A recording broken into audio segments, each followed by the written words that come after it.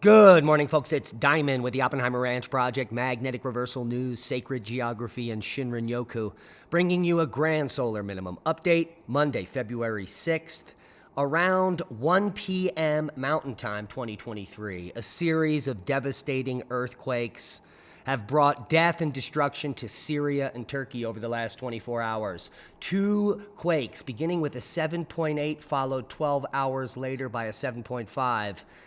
Well, there is loss of life. Live updates, at least 2,100 in Turkey and Syria now accounted for as being dead. In the 7.8 quake, followed hours later by a 7.5. The death toll appears likely to rise into the tens of thousands. And the recovery efforts just beginning. Now, there are still many people trapped in this rubble, and everyone's out doing their best to try and find survivors. But at the same time, large aftershocks are occurring, making the situation ever more dangerous. Now, what is happening is a huge rupture along the East Anatolian plate has occurred. Take you down to the map here. This is the region where the 7.8 happened, 7.5 up here, and the Anatolian fault actually ruptured along a 26-mile section on the East Anatolia Fault, right here where the arrows are. So the reason this is so devastating is because of the amount of ground motion and the fact that, well, many of the structures here are just not earthquake-proof, unfortunately.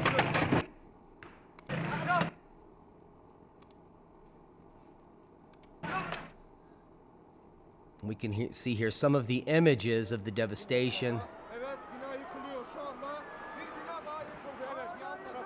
See, buildings are collapsing while people are still trying to save others.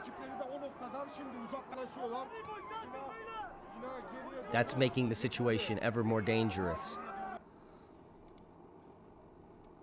Our hearts and our thoughts and prayers go out to the people. This is a massive, destructive event, and it is still ongoing. But before we get to any advanced footage, we'll continue with the news. Keep calm. It's boom time. It's the calm before yet another storm. As millions are reeling from the crippling Arctic blast, a new storm is brewing, as they always do, bringing more snow, flash floods, and tornadoes, perhaps.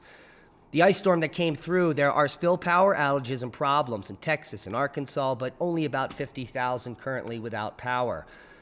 As a mild week is coming up for the eastern U.S., a very mild, almost springtime weather will consume the eastern third to half of the United States this week with well above normal temperatures and perhaps a record high or two on Thursday and Friday in the Northeast and Mid-Atlantic. Meanwhile, on Tuesday, a system with a stream of moisture will arrive in the Pacific Northwest, and a storm will develop and take shape near the southern plains. Let's take a look at the GFS model and those snowfall totals. Here is your Monday into Tuesday. There's that system moving into the Rockies, just some light snow. The heaviest snow will be in Washington State and the Pacific Northwest.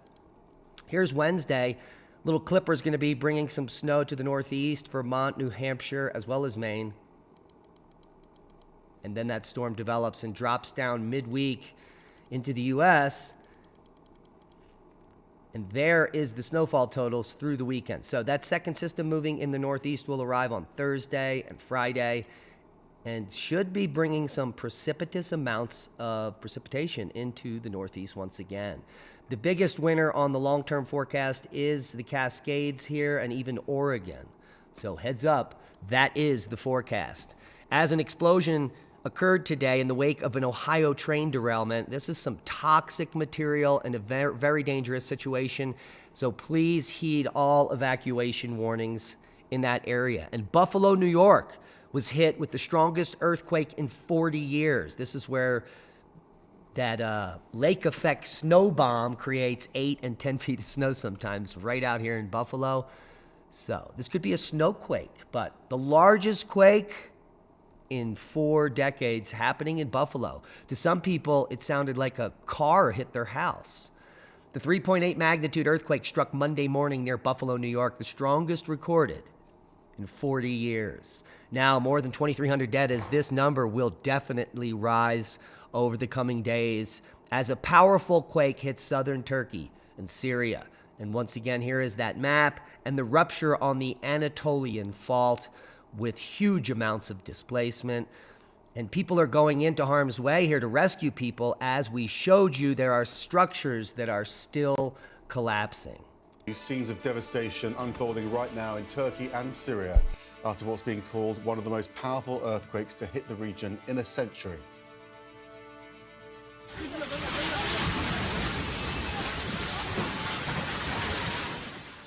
More than 1,600 people were killed and thousands were injured when the massive quake struck Turkey's Gaziantep province early on Monday morning. And with an unknown number of people still buried beneath the rubble, that number could rise dramatically. We do not know how far the number of dead and injured will rise, as debris removal works continue in many buildings in the quake zone. Our hope is that we will recover from this disaster with the least loss of life.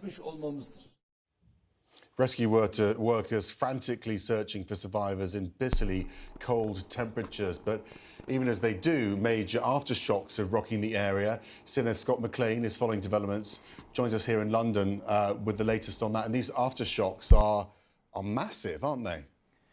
Yeah, the number of challenges here for rescue workers, Max, just continues to multiply, really. These aftershocks, under any other circumstance, had there not have been a 7.8 overnight, you would call them massive earthquakes on their own. So you had the 7.8, which happened after 4 o'clock in the morning, and then just about 2.5 hours ago or so, you had another major aftershock that was a 7.5. And just to put that into context, that is the strongest earthquake, stronger even than the last really substantial earthquake in Turkey, which was 1999. That was a 7.4, and that one killed 17,000 people, left 500,000 people homeless. So it just gives you a sense of what we're up against as these rescue workers are battling not only the constant tremors and smaller earthquakes, but also the risk of major aftershocks like this one, plus the cold weather, plus the snow.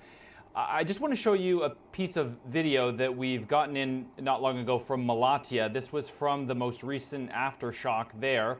This is a reporter with a Turkish channel called A News, live on air when it seems like clearly they realize that there's more shaking. They hear the sounds and then start running. So I'll play the piece of video and then I'll translate what the reporter says. Watch. Güvenli alana geçiyoruz bizler şu anda. Vatandaşları da görüyorsunuz. Deprem oluyor gene.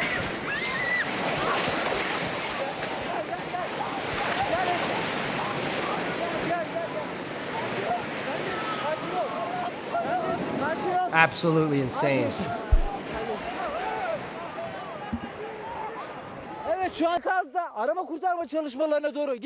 The sounds there, Max, are absolutely terrifying there. So the reporter here is saying, as we were heading to the rubble to film search and rescue efforts, there were 2 consecutive aftershocks with a loud noise, and the building you are seeing on my left was brought down to earth. There's lots of dust. This local resident here, he is covered in dust. Some really terrifying scenes. And we also have updates on the number of killed and injured. So devastating all around nonetheless. We have lots of footage over on our Twitter feed of some of the local residents. This man is clearly shaken up. He survived and he's filming the collapsed building here. And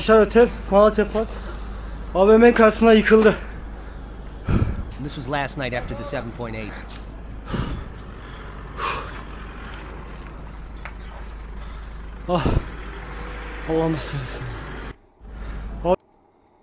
And here we have more footage. Bir Allah'ın kuluyum. Evet, mutlu. 112 ara.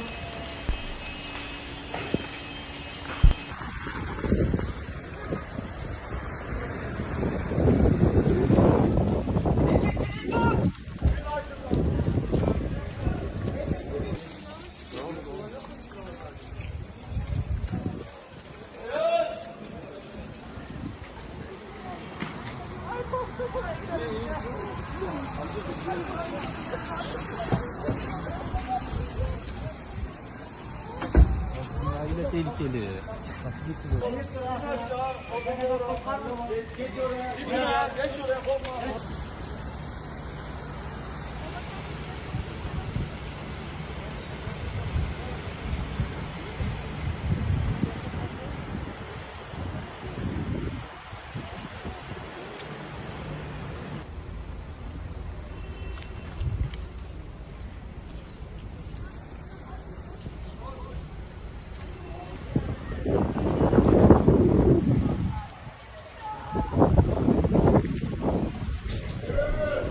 So clearly there appears to be tens of thousands, if not millions of people that will be homeless.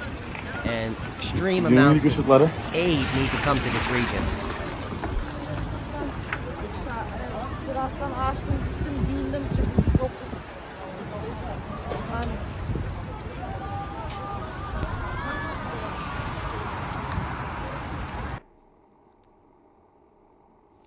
So, here we are, and you can see the number of aftershocks making that situation ever more dangerous, unfortunately. And here we'll come look at some more of the footage.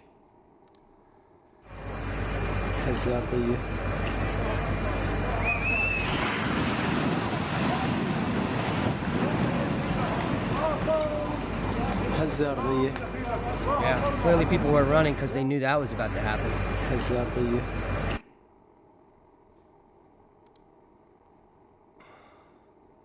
And here we can see more rescue work going on.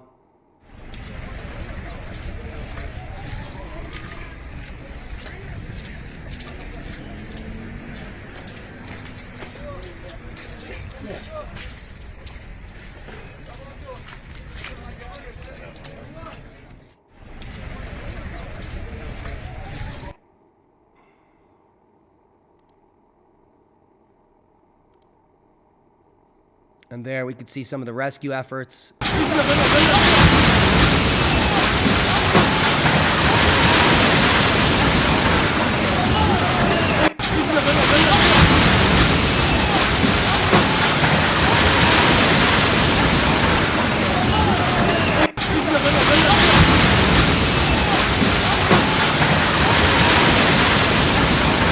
Absolutely horrible scenes from this event. So please send some prayers over that way, and if you can help out with some of the recovery efforts, I'm sure many groups will be going in here over the coming days and weeks to help out with the situation. Now, is there a connection with the explosion on Popo and the major earthquakes we're seeing? Well, they happened around the same time. A powerful explosion yesterday coming from Popo, the only volcano really reacting in any fashion. Now, there was some space weather and a phi angle shift at the same time, but no major space weather really can account for this, except perhaps for the phi angle shift and maybe the full moon. Otherwise, on the sun here, we have a sunspot that's coming in around the disk, and this should be Earth-facing in a few days, and this has been creating some flares off the backside that we've been reporting on. And here you can see that phi angle shift yesterday that may just be the culprit to trigger that quake. Come check out our Twitter feed at Oppenheimer Ranch Project for all of the breaking news as we get it. And good news, marijuana users have the constitutional right to own the bang stick. And that's a boom to knowledge. Subscribe to the channel if you haven't. Share this with like-minded people and be safe. We love you. And prayers go out to Syria and Turkey tonight.